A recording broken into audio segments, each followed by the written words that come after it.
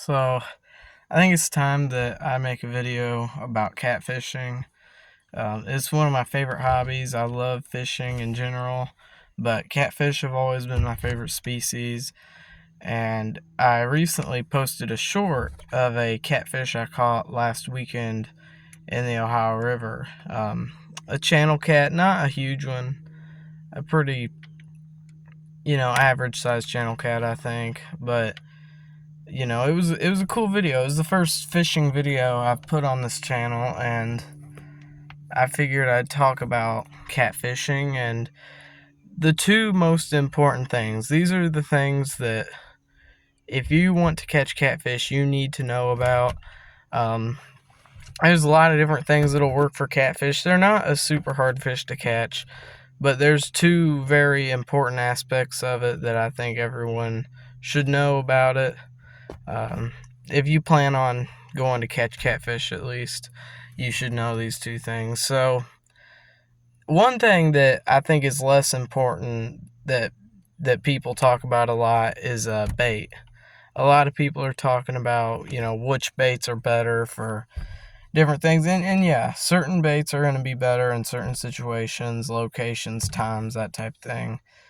But if you put something a catfish will eat, which is a lot of things, in front of a catfish, and that catfish is in the mood to eat, he's going to eat it. And there's a lot of different things that work. Like, my personal go-to is night crawlers, but you really can use a lot of different things. You can use chicken livers. I don't use livers too much just because they fall off the hook easy. Um, I know dough's popular, chicken breast. There's shrimp, there's cut bait, there's live bait, minnows, shad, shiners, bluegill. What else is there? There's corn. A lot of people like corn. There's a million different things that you can use for catfish, and in most situations, pretty much any of those things I listed are going to work. Some are more geared towards flatheads or blues or channels. Like, cut bait and live bait's typically going to catch you more flatheads and blues. Um, Live bait I know is known for catching flatheads. Cut bait also works great. Night crawlers will catch pretty much anything.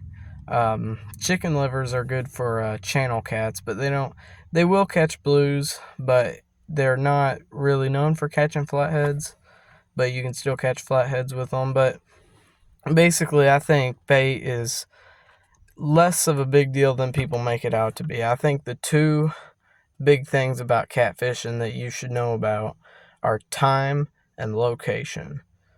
Those two things are in my opinion, the most essential part of knowing how to catch catfish, where to catch catfish, and when to catch catfish. Time is very, very important in my opinion, and it's not talked about as much as it should be. And this can be the time of year or the time of day. In terms of the time of year, the spring is great for catfishing. April throughout most of May, except for the end of May, is great. Um, the one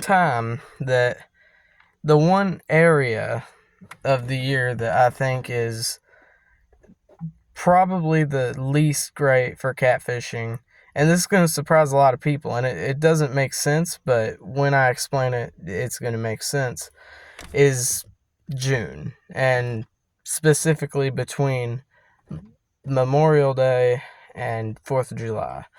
You'll hear a lot of people say don't go catfishing between Memorial Day and 4th of July. And why is that? That's because the catfish are spawning. That's the breeding season, the spawning season, whatever you want to call it. And a lot of these big catfish aren't going to be eating much in this period of time.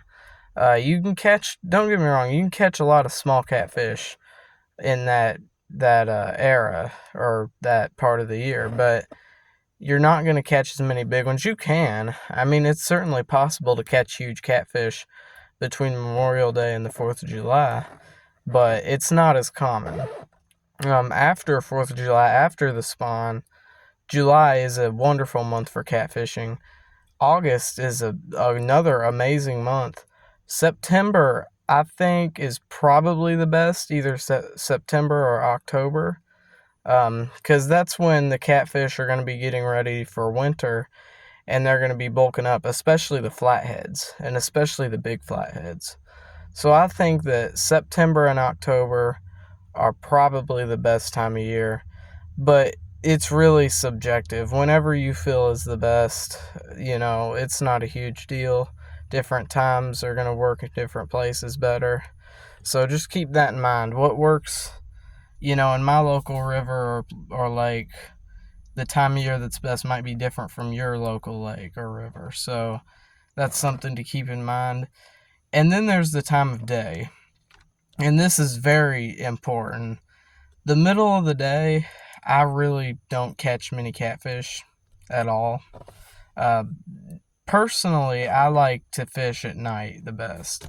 I love night fishing, actually. I'm a huge fan of fishing at night. And that's not something a lot of people like. It's really subjective.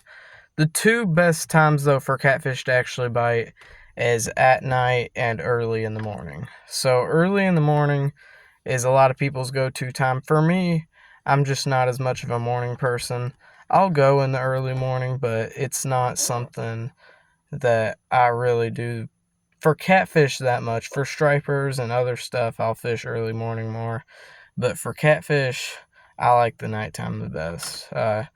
It's also because when you're fishing with night crawlers, like I do most of the time, in the morning a lot of fish like to bite. So when I go to Patoka, I usually fish with night crawlers, and I'll catch stripers and drum along with catfish. But when I go to the Ohio River at night, which is something I do a lot now, I'm really only catching catfish. So that's a good way to narrow it down. I'm sure I don't go to Patoka at night, but I'm sure if I did, I'd probably catch more catfish and less stripers. Um, but then there's location, and this is a huge one too. So certain spots are going to be better than others. Everyone knows that, but I think a lot of people don't understand just how important it really is. If you can be fishing with the perfect bait, perfect time of day, but if you're fishing where there's no catfish, you're not going to catch catfish. Uh, so in order to find a good spot, it can be difficult. It really can be. But if you fish somewhere a few times in a row and you don't catch anything, just find a different spot. Like for me, on the Ohio River, I would go fishing at this one boat ramp, and I never caught anything there. Actually, it was pretty horrible. We got hardly any bites, and if we did, it'd feel like a small fish, and we wouldn't catch any fish. So I thought, let's try a different boat ramp. So we went to a different boat ramp, and that's where I caught that catfish you see right there. So yeah, that's the different boat ramps I tried, and the first boat ramp wasn't good, but the second one was. So that's a big thing, and this applies to everywhere, whether it's a river or a lake. You got to find the right spots. If you're not at the right spot, you're not going to catch them. So if you can find the right spot, the right boat ramp, right area, wherever you can get to. If you're fishing from a boat, which I do sometimes, I don't personally have a boat, but my uncle does. I fish from it sometimes. Usually when I fish from it, it's for walleye or bass. I don't do any catfishing off of it. But if you're catfishing off a boat, it will come with advantages. But you can find some wonderful spots from the bank and catch some big fish and lots of fish. So that's my thing with the catfish.